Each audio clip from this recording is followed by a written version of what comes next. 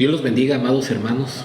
Damos gracias a Dios por el privilegio de poder predicar su santa palabra, ya que no venimos a escuchar opiniones de hombres, sino la santa palabra de Dios. Y vamos a continuar viendo la carta del apóstol Pablo a Tito, esta serie que estamos viendo. Y recuerden que lo que estamos viendo en esta serie de predicaciones es animándonos unos a otros a vivir piadosamente. Eso es lo que estamos viendo en el capítulo 2 de Tito. Acompáñenme ahí en su Biblia a la carta de Tito en el capítulo 2. Con la ayuda del Señor estaremos viendo el versículo 9. En la última predicación de esta carta nos habíamos quedado, terminamos con el versículo 8. Hoy comenzaremos con el 9. Y haciendo un breve repaso, hermanos, de lo que hemos visto a través de esta carta. Recordemos que en el capítulo 1 vimos cómo Pablo establece la necesidad de un liderazgo piadoso frente a la realidad de falsos maestros. Eso fue lo que vimos en el capítulo 1. Y en el capítulo 2 ya no se enfoca en el liderazgo, sino en toda la iglesia, y manda a todos los creyentes a animarnos a vivir piadosamente. Por tanto, recuerde que en este texto Cristo nos manda a animarnos unos a otros a vivir piadosamente, para que evangelicemos eficientemente. Recuerde que en este texto, mi amado hermano, Cristo nos manda a animarnos unos a otros a vivir piadosamente para que evangelicemos eficientemente. Lo que vimos en el versículo 1 fue el mandamiento. ¿Cuál es el mandamiento principal aquí? Pero en cuanto a ti, enseña. ¿Qué es lo que debía enseñar? Lo que está de acuerdo con la sana doctrina. Es decir, anima a otros creyentes a vivir piadosamente. ¿Y qué es lo que consiste en la sana doctrina? ¿Qué es aquello que está de acuerdo con la sana doctrina? De los versículos 2 en adelante, Pablo va a explicar qué es lo que está de acuerdo con la sana doctrina. Ya vimos a quienes debemos animar a vivir piadosamente. Hemos visto diferentes grupos. En el versículo 2 vimos a los hombres mayores. En los versículos 3 al 5 vimos a las mujeres mayores, e incluido en este grupo también a las mujeres jóvenes. De los versículos 6 al 9 vimos a los jóvenes, y el día de hoy, mis amados hermanos, veremos a los que están bajo autoridad, el cuarto grupo. De los versículos 9 al 10, a los que están bajo autoridad. Así que, mi amado hermano, acompáñenme ahí en sus Biblias, en Tito 2. Voy a leer el versículo 9 y 10 para usted. Dice la palabra de Dios: exhorta a los siervos a que se sujeten a sus amos en todo, que sean complacientes, no contradiciendo, no defraudando, sino mostrando toda buena fe, para que adornen la doctrina de Dios nuestro Salvador en todo respecto. Oremos. Amado Dios, ruego de tu gracia y de tu misericordia, pidiéndote que nos capacites para comprender tu palabra, Señor. Ayúdanos en esta tarde a poder sumergirnos en tu palabra, ser confrontados por ella y también ser alentados por ella, Señor, para conocer más a Cristo, amar más a Cristo y poder así evangelizar eficientemente, Señor, con vidas transformadas por tu gracia. Ayúdame en esta exposición, Señor. Pongo a mis hermanos y a los oyentes en tus manos, en el nombre de tu Hijo amado, nuestro Señor Jesucristo. Amén. Bien, mis hermanos, quiero comenzar con esto.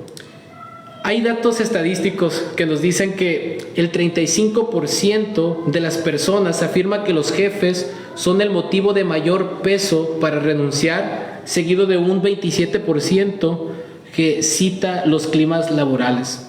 Esto fue una encuesta que se hizo en México en el 2024. Otra encuesta, hablando acerca del liderazgo inadecuado que causa estrés, dice que el 40% de los trabajadores mexicanos encuestados señaló al liderazgo inadecuado como la principal causa de estrés laboral. Esto fue hecho en el 2024.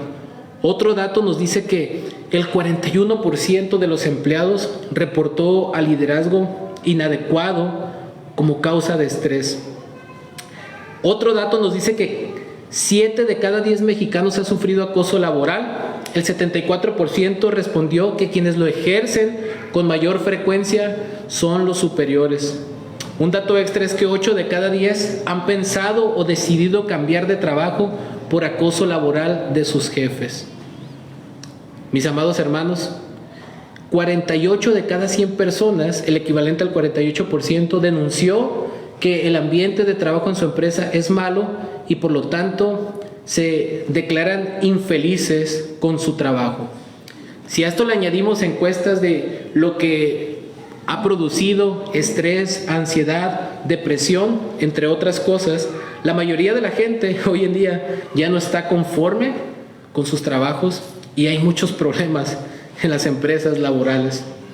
Pero más allá de esto, mis amados hermanos, quiero que vayamos al texto, y aunque principalmente el texto no nos habla de la vida laboral, sino cómo reflejar el evangelio en el contexto inmediato de la esclavitud, a manera de aplicación, vamos aquí a aplicar principios que nos ayudan en nuestra vida laboral.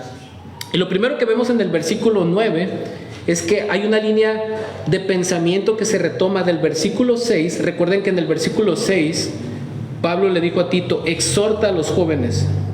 En el versículo 9 el verbo exhortar no está de manera explícita en el original, pero se entiende por el contexto. Y esta exhortación, mis amados hermanos, quiero recordar que esta palabra exhortar no es un regaño. Este es un ruego amoroso con un tono de autoridad. No es un regaño basado en nuestras emociones, sino un consejo dirigido a la voluntad y un llamado a hacer cambios en el corazón y en el comportamiento. Pero su base es Cristo, se basa en la obra de Cristo y es efectuada por el poder del Espíritu Santo a través de su palabra. En otras palabras, implica hablar en nombre de Dios y con el poder del Espíritu. Significa alentar a alguien para que siga un curso de conducta, pero con un tono de autoridad. Ese exhorta está ligado al mandamiento principal: enseña lo que está de acuerdo con la sana doctrina. Y recuerden que ese verbo implica el habla en la conversación corriente, no solamente de una manera formal. Constantemente Tito debía de estar instruyendo a que los hermanos vivieran de esta manera, y por eso de ahí animarnos a vivir piadosamente unos a otros. Ahora la exhortación se dirige a los siervos, dice el texto. ¿Y quiénes eran los siervos? ¿Quién era el grupo al que se está dirigiendo esta exhortación? Aquí el texto nos dice que a los siervos. Este sustantivo, mis hermanos, viene del griego doulos, que a su vez viene de una raíz, deo, atar, y significa esclavo. Originalmente el término más inferior en la escala de servidumbre, y con el tiempo también vino a significar uno que se entrega a la voluntad de otro. Sin embargo, esta palabra puede entenderse, mis amados hermanos, en dos sentidos: en un sentido social o en un sentido moral. Por ejemplo, el sentido social se refiere a la condición de pertenecer legalmente a otro, sin gozar de plenos derechos civiles. También puede describir a un siervo, es decir, alguien que está bajo autoridad, sin que esto implique necesariamente una connotación de esclavitud. Por ejemplo, vemos en Mateo 8:9 que el centurión era un hombre libre, pero era un hombre puesto bajo autoridad, que él ejercía autoridad sobre otras personas también, y no tenía la connotación de esclavitud. En un sentido entonces social se refiere a aquellas personas que pertenecían legalmente a otras, pero en un sentido moral el término también se usa de manera metafórica para expresar una entrega total. Un ejemplo de ello es Pablo, quien se identifica a sí mismo como esclavo de Jesucristo, por ejemplo en Romanos 1:1. Sin embargo, en el contexto que está escrito esta carta, aquí se refiere en el sentido social. Al grupo al que el apóstol está escribiendo se dirige a aquel grupo que está compuesto por personas que pertenecían legalmente a otros y por ello se encontraban sometidas a una autoridad total. Así que para ello, mis amados hermanos, quisiera exponer una breve historia y teología bíblica de la esclavitud para entender el contexto a quien se dirigió este grupo en esta carta. Mis amados hermanos, la esclavitud se remonta desde tiempos muy antiguos, después de la introducción del pecado. Aquí cito a un autor, cito textualmente: probablemente tiene su origen en el cambio producido en el trato de los vencidos en combate. En lugar de degollarlos, se consideró una medida más humanitaria: hacerlos prisioneros de por vida al servicio de sus vencedores. Entre los primeros pueblos semitas no se conocía casi la esclavitud debido a motivos económicos y su dedicación al pastoreo. La extensión relativamente reducida de sus propiedades les permitía cultivarlas con ayuda de sus familiares. Con la aparición de estados poderosos y belicosos, se hizo necesaria la disponibilidad de abundante mano de obra barata para la construcción de obras monumentales, calzadas, canales, minas y molinos, y de ahí que muchas guerras se emprendieran con el decidido propósito de reducir poblaciones enteras a la esclavitud. Fin de la cita. Lo que vemos aquí, mis amados hermanos, es que la esclavitud no estaba obviamente en la creación original de Dios, pero vino como consecuencia del pecado en el contexto de donde pueblos conquistaban a otros y en lugar de quitarles las vidas, los tomaban como prisioneros y así les servían. Las causas principales para la esclavitud eran, por ejemplo, la guerra. Podemos ver por un ejemplo de esto en 2 de Reyes 5:2, aquella muchacha hebrea que fue llevada cautiva en el contexto de lo que sucedió con Naamán el sirio. Según en Éxodo 22, también podía ser por delitos cuando un ladrón no podía hacer restitución por su robo. Vemos que también las deudas eran un motivo frecuente por el cual alguien podía esclavizarse. También la esclavitud voluntaria podía ser por causa de pobreza extrema. Alguien que estaba en la pobreza extrema podía entregar su voluntad hacia otra persona para sobrevivir. Y en el primer siglo había quienes nacían siendo esclavos, que eran padres de esclavos. Estas eran las principales causas de la esclavitud. Y quiero aclarar que esto no es una exposición de la historia de la esclavitud, pero quiero que entendamos un poquito el trasfondo, a quién va dirigido este grupo en específico. Y en la Edad de Bronce los pueblos conquistadores no solían esclavizar a sus enemigos, sino exterminarlos, como mencionábamos hace rato. Desde esa perspectiva podría decirse que la esclavitud surgió como un mal menor dentro de un mundo ya afectado por el pecado. Pero necesitamos aclarar algo aquí. El hecho de que Pablo no está tajantemente atacando la esclavitud no significa que sea el ideal divino. Esta práctica no refleja el ideal de la creación original, donde todo era bueno en gran manera, según Génesis 1:31, que vio Dios todo lo que había hecho y era bueno en gran manera, y no era parte del plan de Dios que un ser humano esclavizara a otro. El ser humano fue llamado a ejercer dominio sobre la creación, no sobre otros seres humanos hechos a imagen y semejanza de Dios de una manera tiránica, ya que al ser el hombre un ser hecho a imagen de Dios, en un sentido teológico y moral, ningún hombre puede poseer a otro como si fuera un objeto de su propiedad, ya que según Génesis 1:26 y 27, tanto hombre como mujer, ambos fueron hechos a imagen y semejanza de Dios. De esto, mis amados hermanos, tenemos que entender y comprender que la esclavitud surgió como una consecuencia de la introducción del pecado al mundo, de la caída.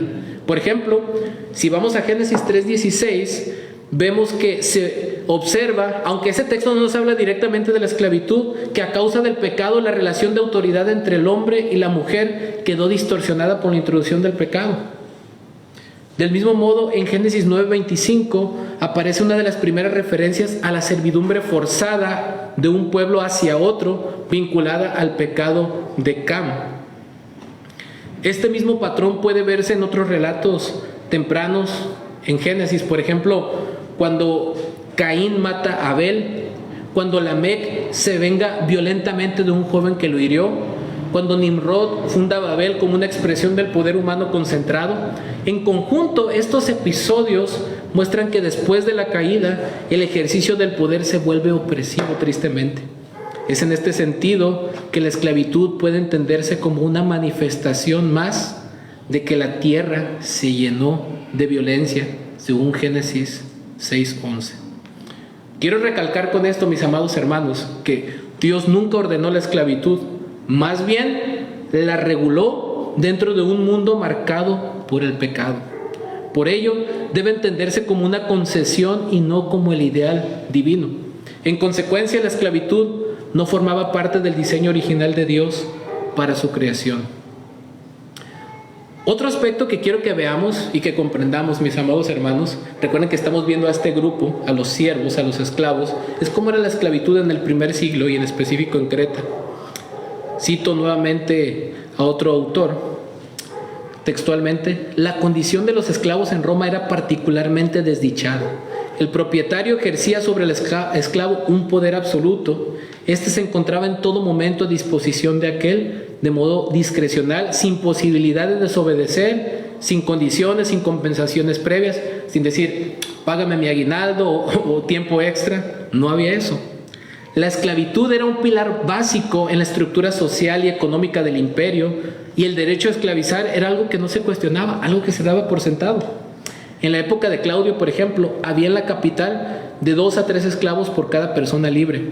Algunas familias ricas tenían hasta 10,000 o 20,000 esclavos. No se les reconocía ningún derecho civil ni matrimonial, pues eran tratados como cosas. Sus dueños podían a voluntad venderlos, separarlos, regalarlos, torturarlos e incluso matarlos. Por su parte, los amos vivían bajo la constante amenaza de una explosión de odio de los esclavos que cuando se producía arrasaba haciendas y arrasaba vidas sin número. Fin de la cita. Esto era algo común que sucedía en el primer siglo. ¿Y por qué menciono cómo era la esclavitud dentro del Imperio Romano? Porque la isla de Creta, que es hacia donde va dirigida esta carta, fue una provincia romana desde el año 67 a.C., y esta isla tenía 3 influencias mezcladas acerca de la esclavitud. Por ejemplo, tenía influencia griega clásica. En otras palabras, los esclavos podían poseer propiedades, casarse, testificar en cortes. Es decir, no eran considerados como cosas, eran tratados un poco más humanos. Tenía influencia romana imperial. En el año 67, Roma impone su ley y llegan esclavos de guerras que conquistan en guerras, y la función de estos esclavos eran trabajar en puertos como Cortina, Festo y Noso. Y en tercer lugar, había una influencia de la piratería cretense. Recuerden que leímos en el capítulo 1, versículo 12, la expresión o la fama de los cretenses. Uno de ellos, su propio profeta, dijo: los cretenses son siempre mentirosos, malas bestias, glotones, ociosos. Parte de estos esclavos, mis hermanos, provenían de secuestros marítimos por la fama de piratas, cuestión que Pablo condena en 1 Timoteo 1:10, cuando habla que el evangelio llega, la ley llega hacia los que son homicidas, y luego menciona ahí a los secuestradores. Esta palabra secuestradores se refiere a quienes le privaban la libertad a otro ser humano para venderlo como esclavo, y eso es condenado tajantemente por la Escritura.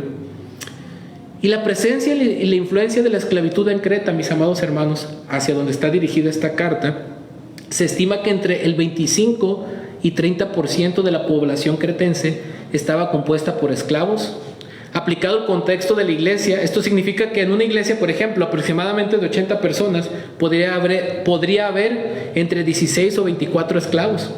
En Creta, los esclavos solían desempeñarse en actividades relacionadas con el manejo de cajas, barcos, comercios, pero también había esclavos domésticos, que muy probablemente muchos de los hermanos aquí pertenecían a ese grupo, y algunos de ellos tenían un poco más de derechos que otros, pero al final de cuentas estaban bajo la autoridad, sometidos a alguien. Mis amados hermanos, con esto quiero que veamos que la palabra de Dios condena la esclavitud. La esclavitud es una realidad social propia de un mundo caído, pero no forma parte del ideal de Dios. Es en este sentido que aparece como una condición temporalmente regulada, redimida en Cristo y destinada a desaparecer como resultado del avance del Evangelio. Y quiero que veamos otro aspecto importante. Pablo no plantea su abolición por medio de una revolución social o armada, sino por la transformación que produce el Evangelio. Cuando amo y esclavo comparten la mesa del Señor, el Espíritu de Cristo y el amor de Cristo, la barrera que los separa comienza a derrumbarse.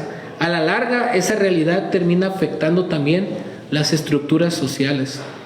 Un ejemplo histórico de esto, mis amados hermanos, sucedió allá en el año aproximadamente 1833, impulsada en gran medida por la influencia cristiana de William Wilberforce en el Parlamento británico, apoyado en las verdades de Gálatas 3:28, que ya no hay esclavo ni libre, en Cristo todos somos unos, y la carta de Filemón.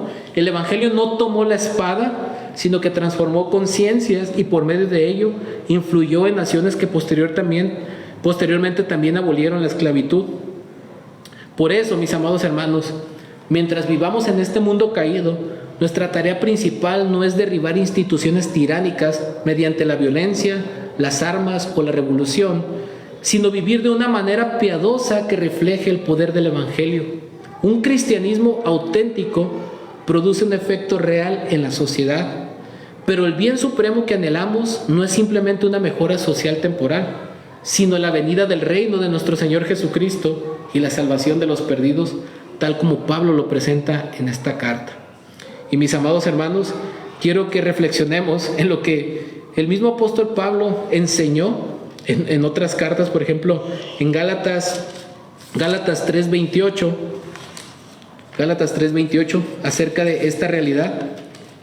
Gálatas 3:28 dice: no hay judío ni griego, no hay esclavo ni libre, no hay hombre ni mujer, porque todos son uno en Cristo Jesús. El contexto de esto, mis amados hermanos, es que obviamente sí hay distinciones. Un hombre sigue siendo hombre, una mujer sigue siendo una mujer. El punto aquí es que nuestra condición social no define nuestra identidad, y a la larga esto termina derribando los fundamentos de esta institución, porque ni los que eran esclavos ni los que eran libres eran superiores o inferiores por su condición social, sino la realidad es que fuimos salvados del mismo infierno por la misma gracia y somos unidos al mismo cuerpo por la gloria de Cristo. En Romanos 6:16 se nos revela que sin Cristo somos esclavos del pecado. En 1 Corintios 6:20 dice que Cristo compró nuestra redención. Cristo compra esclavos por medio de su sangre. Filemón 1:16, el apóstol Pablo nos muestra un ejemplo de que entre hermanos, hablando de Filemón y de Onésimo, que ya no lo recibiera como esclavo, sino como hermano. Ahora amo y esclavo podían amarse y ser uno en Cristo. Y en la consumación de los tiempos, hermanos, en Apocalipsis 22:3 dice que no habrá más maldición, y esto incluye también la esclavitud. De manera que nosotros, mis hermanos, aunque no somos esclavos de nadie, sino somos libres para adorar a Dios, voluntariamente podemos someternos a la autoridad de alguien por amor, así como nuestro Señor Jesucristo, siendo Dios y no estimó el ser igual a Dios, sino que tomó forma de siervo, haciéndose obediente y hasta la muerte de cruz. Podemos seguir este ejemplo, y en especial este grupo de creyentes que estaban bajo autoridad. Trasladándolo a nuestro tiempo, que la esclavitud no es la misma que en este tiempo, podemos aplicar este principio teológico a las relaciones laborales. Podemos traducirlo en nuestro contexto a los empleados. ¿Y cuál es la instrucción? ¿Cuál es la instrucción que Pablo le da a este grupo? Dice: exhorta a los siervos a que se sometan a sus amos en todo, que sean complacientes. Este verbo, mis amados hermanos, a que se sujeten a sus amos, este verbo sujetar, el significado básico de esta palabra significa poner bajo la autoridad de alguien. Era un término militar que se utilizaba, y es importante aclarar que este verbo, mis hermanos, la voz en la que está conjugada este verbo, implica una acción voluntaria. Es una acción que implica la voluntad y la acción de uno sobre uno mismo. En otras palabras, es como si Pablo estuviera expresando: ustedes mismos deben decidir voluntariamente mantenerse en sujeción. Y el tiempo verbal presente de este verbo nos describe una acción continua y habitual. No debe ser algo esporádico o dependiente del momento, del ánimo o de la conveniencia personal. Es voluntariamente ponernos bajo la autoridad de alguien para obedecer. Implica voluntariamente ceder nuestra voluntad por el bien del Evangelio. Yo sé que esto no es fácil, y más cuando puede haber amos injustos, pero todo esto es para la gloria de Dios. Vivir el Evangelio para que otros conozcan la salvación. ¿Y sobre quién debían de ejecutar esta acción? Dice: exhorta a los siervos a que se sujeten. ¿A quién? A sus amos. Y en el griego, hermanos, es más enfático aquí el pronombre o el adjetivo posesivo sus, porque en el griego se puede traducir este adjetivo como suyo propio. lo cual delimita el alcance de esta sumisión. Es decir, que Pablo no enseña que por el simple hecho de ser esclavos, una persona debía someterse a cualquier individuo, teniendo una responsabilidad limitada. Su responsabilidad principal se dirige hacia la autoridad que le corresponde legalmente. En términos actuales, esta idea puede compararse, mis amados hermanos, con la relación de un empleado respecto de su jefe directo o autoridad correspondiente. Aunque en un sentido general nos sometemos voluntariamente por amor a todos, pero tenemos responsabilidad, tenemos alguien que está por encima de nosotros en la autoridad y debemos de hacerlo voluntariamente y con alegría por amor al Señor. La palabra amos aquí, del griego déspotes, de ahí viene la palabra déspota, significa señor, dueño o amo, y describe a alguien que posee autoridad absoluta y dominio pleno. Puede ser usada en referencia a Dios, puede ser usada con referencia a Cristo, pero también puede ser usada con referencia a los hombres. Y aquí en específico se refiere a aquellos que tenían autoridad o dominio legalmente sobre otros. Exhorta a los siervos a que se sujeten a sus amos. Y aquí hay una frase, una cláusula que nos explica cómo ellos deben de ejecutar esta acción de someterse y cómo ellos deben de ejecutar la acción de ser complacientes. Aquí, hermanos, en nuestra Biblia hay una coma que separa, dice que se sujeten a sus amos en todo, luego dice que sean complacientes.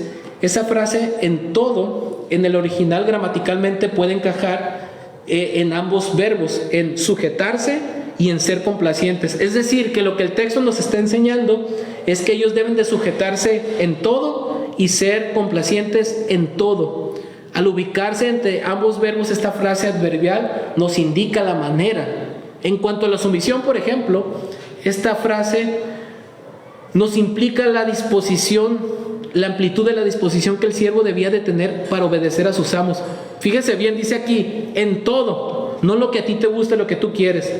La idea es que no debía someterse solo en aquello que le agradaba o que le convenía, sino mantener una actitud constante de obediencia sin hacer excepciones según su conveniencia personal.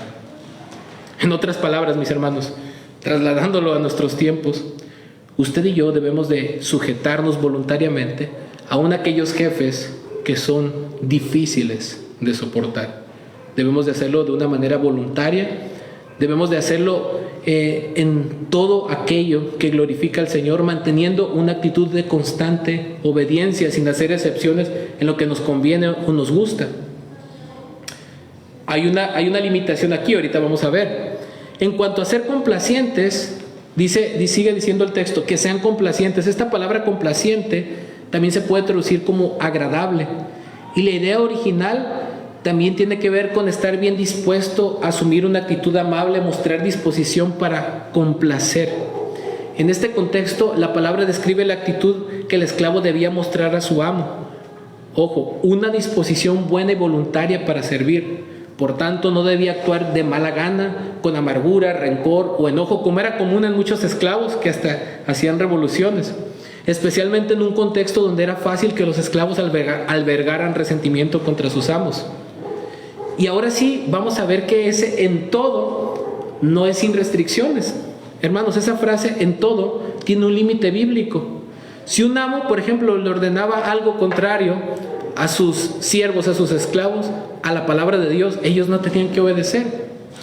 El siervo debía obedecer a Dios antes que a los hombres, como lo encontramos este principio en Hechos 5:29, que es necesario obedecer a Dios antes que a los hombres.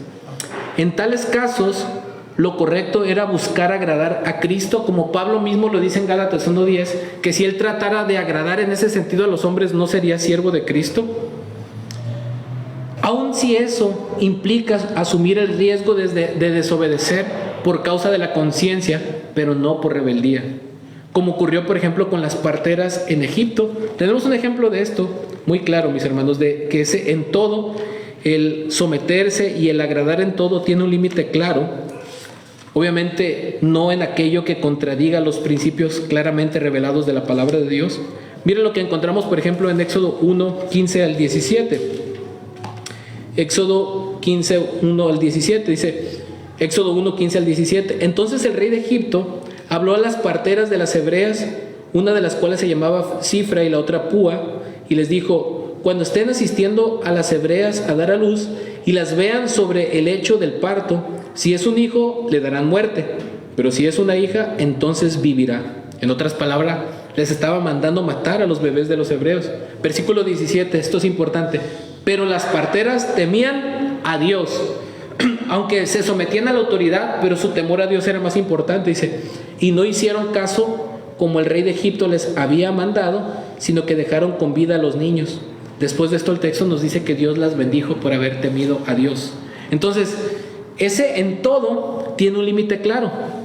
No debemos de someternos a nuestros jefes en un sentido laboral cuando ellos nos piden que extorsionemos, que robemos o que hagamos cosas contrarias, obviamente, a la palabra de Dios, sino en todo aquello que refleja una actitud de humildad, de sumisión, para que la gloria del Evangelio brille a través de nosotros y ellos puedan ver claramente que la gracia que nos ha salvado también nos ha transformado.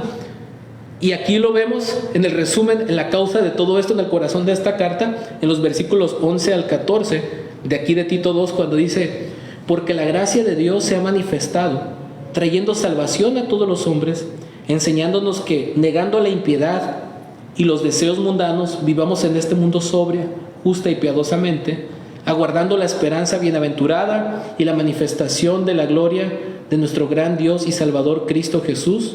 Él se dio por nosotros para redimirnos de toda iniquidad y purificar para sí un pueblo, para posesión suya, celoso de buenas obras. En otras palabras, la gracia que salva es una gracia que también transforma.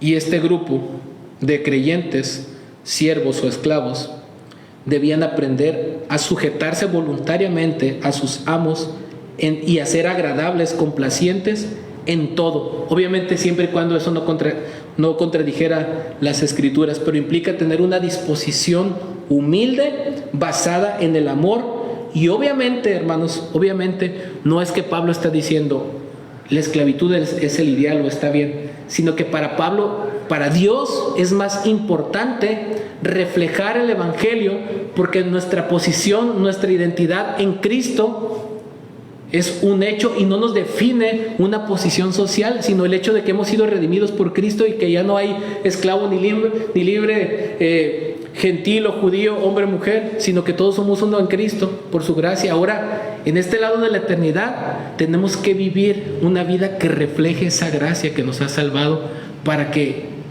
otros puedan conocer que Jesús es el Señor y que Él salva. Recuerden entonces que en este texto, mis amados hermanos, Cristo nos manda a animarnos unos a otros a vivir piadosamente para que evangelicemos eficientemente, y en esta sección Pablo dirige su exhortación a los que están bajo autoridad y por implicación a aquellos que están bajo una autoridad, ya sea en un empleo. El punto, mis amados hermanos, es que debemos de reflejar esa sumisión humilde para la gloria de Dios. Sabemos que en este mundo ha habido y hay y habrá abusos, pero llegará un día donde todo esto terminará y recibiremos del Rey de Reyes y Señor de Señores el galardón eterno. Todo por su gracia y para su gloria. Oremos. Amado Dios, venimos delante de ti, dándote gracias, Señor, por esta sección de tu palabra. Hemos podido ver y entender que a pesar de que hay una diferencia cultural, Señor, ya no existe tal vez en ese sentido la esclavitud como existió en el primer siglo. Ahora hay otro tipo de esclavitud alrededor del mundo y puede haber injusticias laborales. Vivimos en un mundo caído, pero tú quieres que vivamos una vida que refleje el amor, la bondad, tu gracia, para que el Evangelio sea eficaz, Señor, en un mundo caído y manchado por el pecado que nos rodea. Que podamos ser luz donde estemos, Señor, y que podamos reflejar a Cristo en todas las áreas de nuestra vida. Que tu nombre sea honrado y glorificado, y que a través de esto podamos animarnos unos a otros a vivir piadosamente, con el propósito que te podamos dar la gloria, evangelizando eficientemente. Que esa gracia que nos ha salvado sea evidente, que nos ha transformado, que nos siga transformando y que nos llevará un día hasta tu presencia, porque tú que comenzaste la buena obra la terminarás, Señor. Gracias, a ti sea la honra y la gloria, en el nombre de nuestro Señor Jesucristo. Amén. Dios los bendiga, mis amados hermanos.